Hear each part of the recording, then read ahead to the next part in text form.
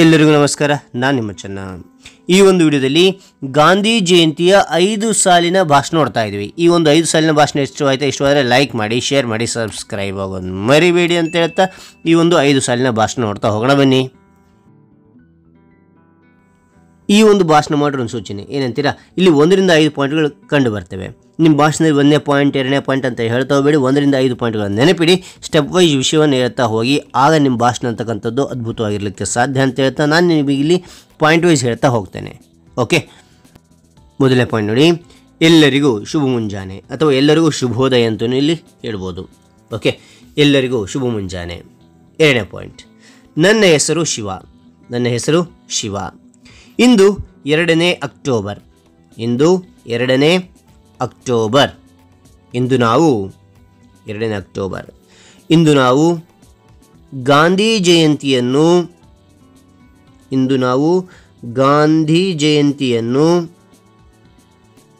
ಆಚರಿಸುತ್ತಿದ್ದೇವೆ.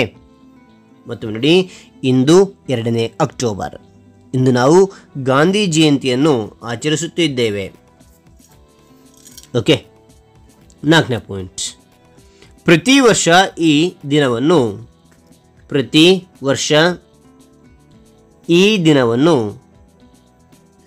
ಗಾಂಧಿ ಜಯಂತಿಯಾಗಿ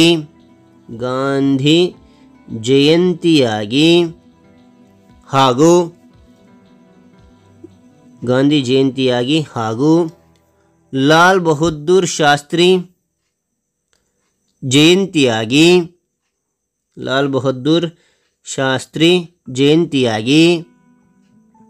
ಆಚರಿಸಲಾಗುತ್ತದೆ.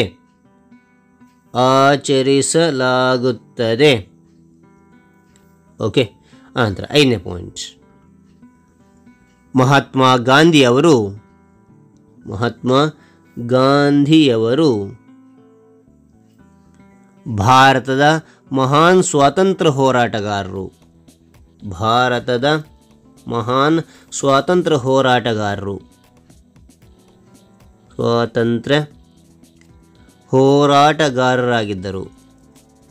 ಹೋರಾಟಗಾರರಾಗಿದ್ದರು. ನಾವು ಅವರು ಕಲಿಸಿದ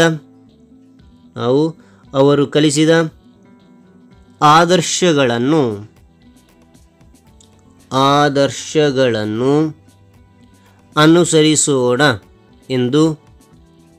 ಅನುಸರಿಸೋಣ ಎಂದು ತಿಳಿಸುತ್ತಾ ನನ್ನ ಈ ಪುಟ್ಟ ಭಾಷಣ ಮುಗಿಸುತ್ತೇನೆ.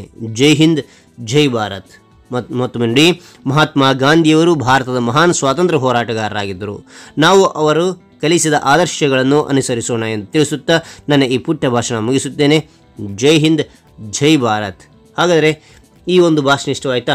ಈ ಒಂದು ಭಾಷಣ ಇಷ್ಟವಾದರೆ ಲೈಕ್ ಮಾಡಿ, ಇನ್ನೊಬ್ಬರಿಗೆ ಶೇರ್ ಮಾಡಿ, ವಿಷಯ ಇನ್ನೊಬ್ಬರಿಗೆ ಚಾಲಕ್ಕೆ ಸಾಧ್ಯ ಅಂತ ಹೇಳ್ತಾ ಮತ್ತೊಂದು ಹೊಸ ವಿಡಿಯೋದೊಂದಿಗೆ ಭೇಟಿ ಆಗ್ತೇನೆ.